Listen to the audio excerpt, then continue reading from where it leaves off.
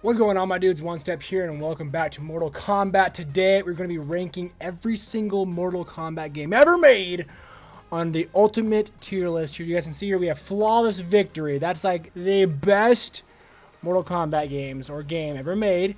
And then from there, of course, we have A, B, C, and D. D being absolutely dog water. That's what the kids are saying now, right? Dog water? Yeah, dog water is what D means. Trash, garbage, never even play the game, never even touch it. And then everything from in between. If you guys enjoyed what you see, of course, subscribe if you are new and you want to stick around for more fun gaming content. Turn that bell on so you guys know when things are going down. We have new videos Mondays and Fridays. And guys, let me know down below in the comments, what is your favorite Mortal Kombat game and why? Again, let me know down below. Without further ado, let's jump into this tier list, this ultimate tier list, shall we? First things first, we have, I'm just going to start them in order. I mean, I have the list here. You guys can see them here, the covers for all the games. We're going to go in order. I'm going to do my best to keep them in order. I don't remember exactly when they came out, but I know the general idea. Keep in mind, I have played all these games. So I believe I have a valid opinion on all these games. So keep that in mind as well. So let's start off with Mortal Kombat 1. The first one ever made. Great game. It's where it all started. At the time, the best fighting game in general still. It started the franchise. It brought fatalities. It was not perfect, especially today's standards, but you got to keep in mind for the time that it came out. So for Mortal Kombat 1, like, it's got to be up there. I'm not going to give it an A, but it was good. It was really good. I mean, it started where it was. I'm going to give it a B. Mortal Kombat 1, B. Solid B. Right in the middle. Nothing great about it, but because you got to respect that it started it all, you got to put it in the middle somewhere. Okay. Mortal Kombat 2. To be honest with you, Mortal Kombat 2, in my opinion, wasn't much better than 1. And because of, I mean, it had a slightly larger roster, but that is about it. It followed the same exact formula. And so it was more, in my opinion, more of a copy and paste. And for nostalgia reasons and for what it was, Mortal Kombat 1, Mortal Kombat 2 wasn't great. It was okay. I'm going to give it C. It wasn't amazing, and it was actually below 1 in my opinion. I think 1 was just better. Nostalgia reasons, and then 2 was just more of a copy with a couple more characters. Really wasn't anything crazy to work with. Number 3, Mortal Kombat 3. That's when things started to get more interesting. That's when characters started to have more of a 3D look to them. And I feel like when they got to 3, NetherRealm and all of them were like, okay, we got something going on here. This is going to be more of a franchise than just like a trilogy of some sorts. So Mortal Kombat 3 still had its issues, but we got to keep in mind it was made forever ago. Compared to today's games, obviously it's not going to match up. But for the time that it came out and for what it did for the actual franchise, I think we got to give Mortal Kombat 3 a B. We're going to give it a B as well. It's kind of with Mortal Kombat 1. 2 dropped a little bit. 3 brought it back. That was solid. For those that don't know, after Mortal Kombat 3, technically it wasn't 4. It was actually Mortal Kombat Mythologies Sub-Zero. And I did not like it. Mortal Kombat Mythologies was it was their attempt to do a side scroller to match, you know, Sonic, for an example, games like that, Alter Beast, Contra, games like that that were out at the time. It was that kind of their way to compete with that, and I don't know, Mortal Kombat just it was their first, one of the first like non-fighting games. And it wasn't my favorite. It wasn't my favorite. Honestly, Mythologies Sub-Zero, I personally could have lived without it because they could have just made 1, 2, 3, and then 4. I think that Mythologies Sub-Zero is going to be our first dog water game. It wasn't good. It wasn't good. That's all I can really say about it. I could live without it. I could have lived without it growing up. And just give me number 4. 4 was dope. 4 was so cool. 4 is when it really started to pick up traffic. Mortal Kombat 4. Again, that's really when it first started to pick up, started to really ramp itself up, you know what I'm saying? I'm going to give 4 an A. It was solid. It was very solid. Mortal Kombat 4 was not flawless. We can't give that a flawless victory. We just can't. But it was really good. It was a really good game. 4, out of these, I mean, obviously you can see it's in the A position, but 4 was probably my favorite out of all these so far, for sure. After 4, I believe, came actually Special Forces. One of the Mortal Kombat games that I doubt a lot of you even know about. Mortal Kombat Special Forces was, in my opinion, same thing how Mythologies Sub-Zero was their attempt to compete with like Contra, Ultra Beast, and all that. Mortal Kombat Special Forces was their attempt to compete with like Resident Evil and stuff. It had terrible camera positions. I think you played as, if I remember, you played as Jax and you're doing these missions, Resident Evil like style. And it wasn't a Mortal Kombat game. It really wasn't. They should have just, NetherRealm should have just made a game called Special Forces, but they had to include the Mortal Kombat name on there to have it sell. It wasn't as bad as Mythologies was, because it was just, it had grown and it was better at that point. It was more 3D, you had stairs and you can go, it was just, but it wasn't good. I'm going to put it in the C. It was slightly better than, actually, I don't know. Their attempts, so like this far in the franchise, their attempts to make non-fighting games weren't great. They weren't great. There's one non-fighting game on here that I liked, and it wasn't these two. I'll tell you that right now. So it was better than Mythologies. I wish there was an in-between position, but we're gonna put it on the same level as 2. It was okay. It wasn't great at all. It wasn't great. Okay, next I think it was Deadly Alliance that was next. Where's that at? That's Deadly Alliance. Oh man, what do you say about Deadly Alliance, dude? It was one of their first attempts as well as more of a 3D kind of fighter. Their roster was really cool. They had some awesome designs for the actual characters themselves. And they entered the 3D era that really led on to like Deception, Armageddon and such, and even Mortal Kombat vs. DCU.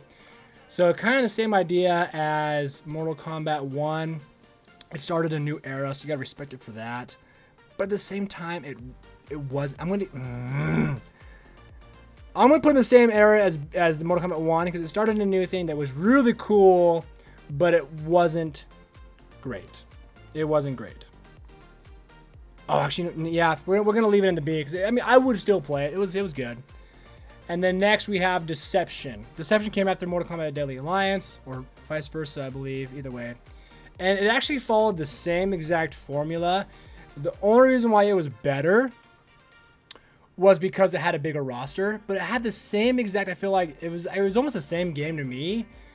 A lot of times I couldn't tell what I was playing, Deadly Alliance or Deception. It just a different kind of roster, but they had not cooler, but cool new designs for the characters, a couple more maps, and that was about it. They still had like their fighting styles and it was 3D. I'm going to put in the same. It was the same. It was good. I could play them both.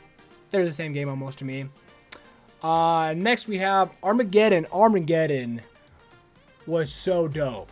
And here's why. It had one of the best intros. That fight scene when everyone's just going ham was so cool. If you guys don't know, look that up. Look at Mortal Kombat Armageddon opening fight scene. It was absolutely insane. And the roster on Armageddon, don't get me wrong, had some, for lack of better words, shitty characters. But it had the biggest roster I think we've had so far. I think it had 64 characters, if I'm not mistaken. That's insane, because Mortal Kombat 11, the next one has like, what, 37, almost 40 maybe? So it has 20 plus more characters than the newest game. And yes, a lot of them were copycats, and a lot of them were this and that, but it was so cool to have that big of a roster to choose from. It followed the same formula as Deception and Deadly Alliance with like, the 3D and such, but I mean, at the same time, you gotta give it the roster. I would actually play Armageddon over these two. I'm gonna give it an A.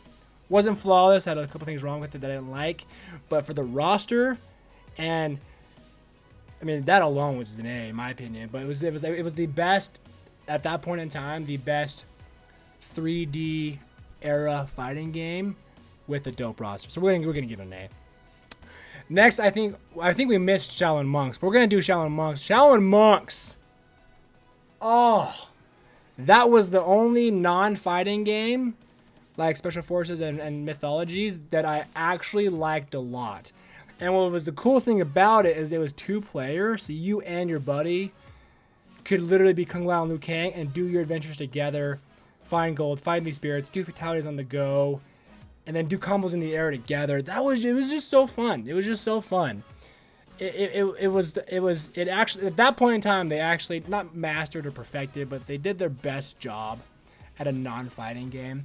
So I'm going to give Shaolin Monks, because not only that, I would love a Shaolin Monks 2. If they went in a different direction from Mortal Kombat 12 and did Shaolin Monks 2, oh, bon appetit. I would buy that in a heartbeat. I'm going to put it up with the A's. These three so far are so good. For said reasons. Okay.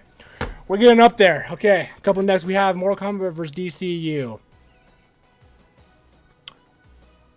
Here's what I'll say about Mortal Kombat vs. DCU. Great concept. Great concept. The idea of Mortal Kombat characters fighting DC comic book characters, Batman, Flash, Superman, and so on. So cool. That was, at the time when it came out, wow. Mortal Kombat versus DC characters, it was so cool. It is still so cool, but even then it wasn't great. It followed the same exact formula as, you know, Deception, Deadly Alliance.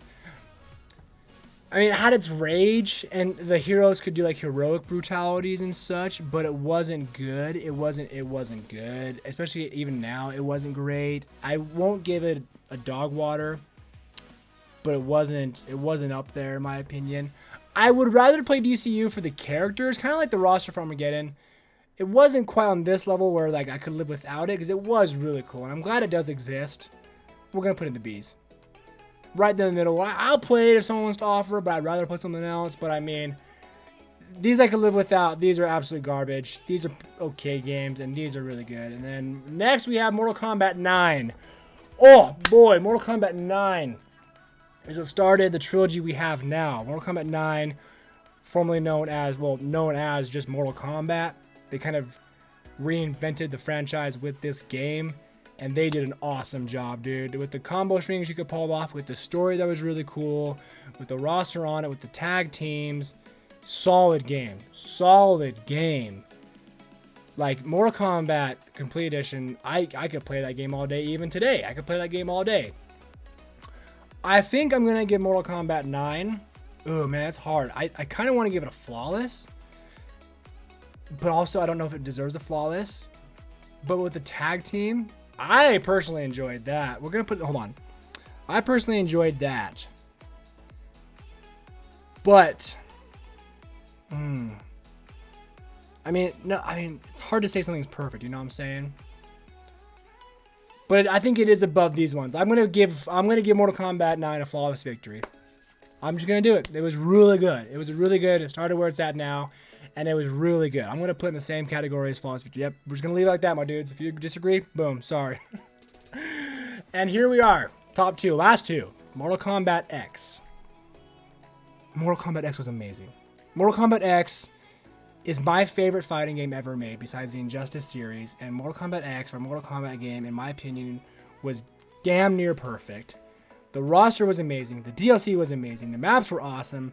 They reinvented a lot of things with the things you could do with the actual stage itself, stage fatalities, brutalities, the way they were formatted.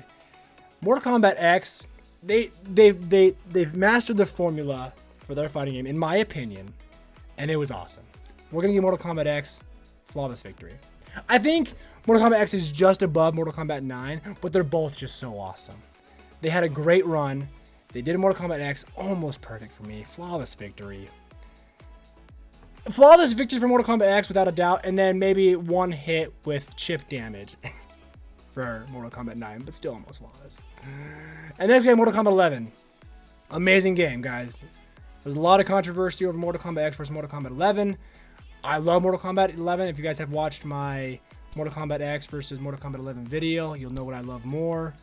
And I'm about to display it in a minute, but Mortal Kombat 11, they just changed. They had a perfect formula in Mortal Kombat X, and they didn't need to change it. They didn't need to fix much, really, and they did. And it, in my opinion, wasn't a great move. It's still a great game. It's still a great game.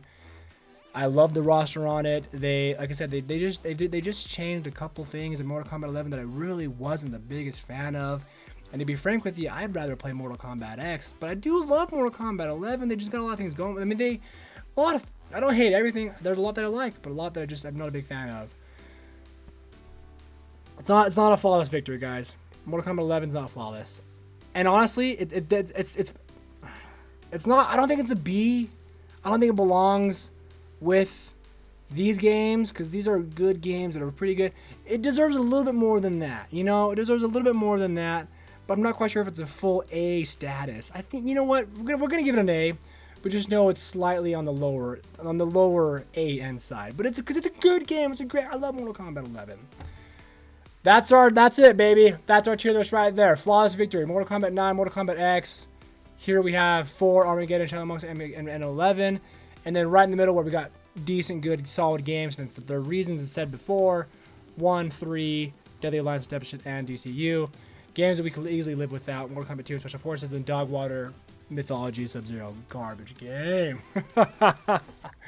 Again, guys, let me know down below, what does your tier list look like? What is your favorite Mortal Kombat game ever made and why? And what game do you hate? Which Mortal Kombat is your dog water? Let me know down below. Of course, guys, again, subscribe if you are new and you want to stick around for more fun gaming content. I hope you guys enjoyed today. That was a fun one. This one was fun. I like doing this. That was fun to like organize this, and honestly, that's a solid list, boys. It's a solid list. Love it, boys and girls. Love it. Alright, guys, I will see you in the next video and/or stream. And until then, my dudes, as always, just take it one step at a time. Thanks again.